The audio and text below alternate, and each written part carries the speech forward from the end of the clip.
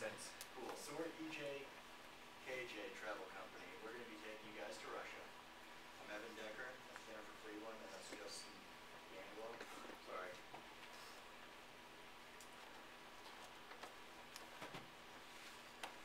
So we're going to take you on a tour of the beautiful city of Moscow. There's beautiful historical sites such as Red Square, the Kremlin, and much more. There's also fine Russian cuisine at some of Moscow's most renowned restaurants, and you're also going to experience a country that's been around since 800 AD. And it's also very affordable. The ruble is worth 31.18251 to the US dollar. So the ruble is very cheap in comparison to the dollar, so you're going to get more bang for your buck. So we already told you that our travel company is called EJKJ Travel Company. We never thought that when we met we would be starting our own travel company, but we just hit it off and had such a good time that we decided that everyone else should have as awesome a time as we have. Our main motive is that everyone has a safe time and a good time, because we know when traveling abroad things can get a little hairy sometimes. Pun intended, since we are going to Russia and everyone's a little hairy anyways. So while we cannot help you map out life, we will gladly map out your foreign trip. So all of your meals are included when traveling to Russia. Breakfast, lunch, and dinner will be included. There are most prestigious dining establishments such as Pinocchio, Good Ocean, and Sky Lounge.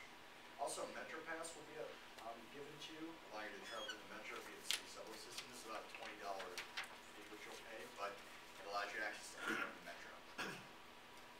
You also have the convenience of having your tour planned out so that you can get full enjoyment of your time in Russia. And although we provide everything from your meals, your cost, and your plane ticket and everything, you will need to purchase a Russian traveler's visa, which are not included. This will be needed to obtain through the U.S. Embassy or the consulate. You can do this by calling them online or calling them over the phone or online, and also bring your passport as well so you can get into the country as well as get out.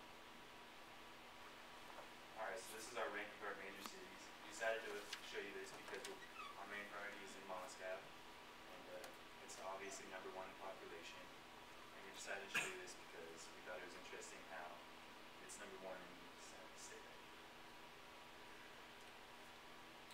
So our tour schedule is fairly simple. We aren't planning in excess of activities, but the ones we are planning are very important. The first day is all about travel. So skipping over that, day 2 we're going to Gorky Park, which is a very famous park with vendors, Ferris wheels, and a lot of activities for you to do. Day 4, no, I'm sorry, day 3, we're going to Cafe Pushkin, which is on Time's top 100 or top 10 things you need to do in Moscow. It's a really cool restaurant with a lot of good food.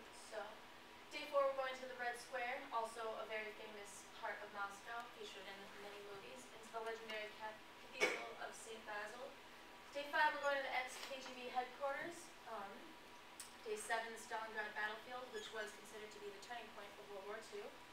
Day 8 we're going to the Kremlin Museum, featuring some of the world's best artifacts. And day 9 we're going to the National Library of Belarus, one of the world's largest libraries. Alright, so this is our calendar all set out. First day is a day of travel. It's a 14-hour flight. We decided to make it like a free day / day of time because jet lag and 14-hour flights are pretty long. And on Monday, we'll be meeting, Monday through the whole trip, we'll be meeting through the hotel lobby for breakfast. And around 10:30 a.m. we'll be leaving for our excursions. First day is Gorky Park.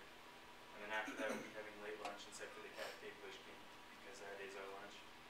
And then throughout that we have free time set out for you between 6 p.m.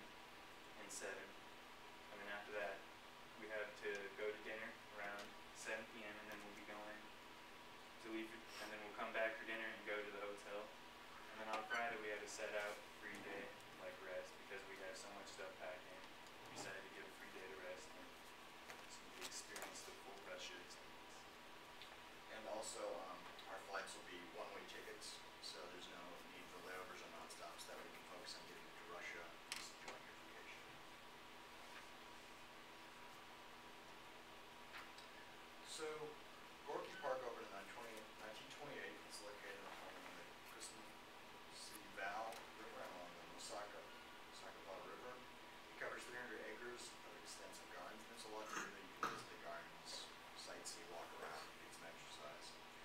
Cafe Pushkin is a really old mansion that was built in the 18th century by a nobleman from Petersburg, Russia. It's also near Pushkin Square, hence the name Cafe Pushkin, and it became a restaurant in 1999. And as Jenny explained, it's one of the top 10 places to see in Moscow. So it's a really interesting restaurant. You can get a lot of authentic Russian cuisine.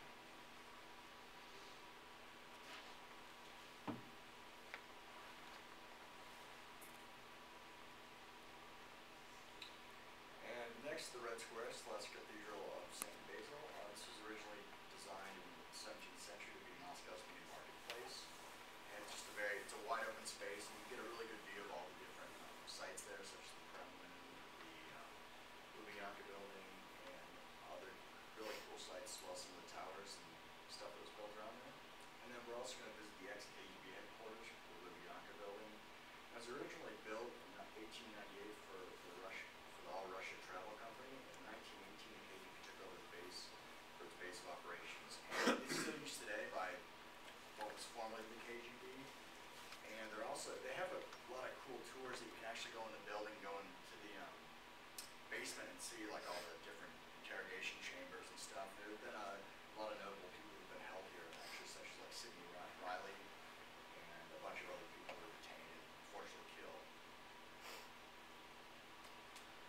We'll go to Stalingrad battlefield, which took place in and around the present-day city of Volgograd. It occurred between 1942 and 1943, and as I said earlier, it is considered to be the turning point of World War II.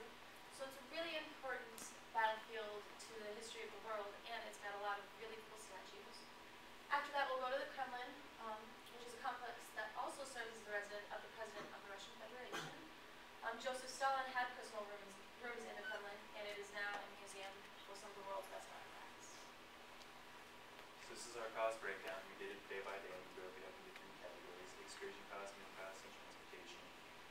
The excursion is going to be around $402, and the meal is going to be around $529. And the transportation, because of the flight, is going to cost way more. It's going to cost $2,920, and that's for the first day and the last day, including the travel package that you get to go around Russia and experience it. There's also administrative fees, which is to join, and then there's also your program where you can get a discount, 10%. And this is one of the places you can see in Russia. This is the palace that you can see in Moscow. It's pretty beautiful. You can see the architecture that they built. So these are some of the sites you'll see all in Moscow. And then finally, the Moscow Metro. I'm wearing over my shirt a map of the Metro, which my dad got when he went to Russia in the 90s. It's a very, very, very large subway system. It was built in 1923, and there's 12 lines and 186 stations. The deepest selection of the Metro is 84 meters, or 276 feet, at Park Povedi station. And the Metro carries over 7 million passengers a day. Busiest day of the weekdays, and unfortunately those are the days we're going to be traveling the most, but because you have your Metro Pass, that allows you access to everywhere. You don't have to worry about getting tickets and having to stop, so it's a much quicker and speedier process. Also, it's important to note that the Metro does have a small level of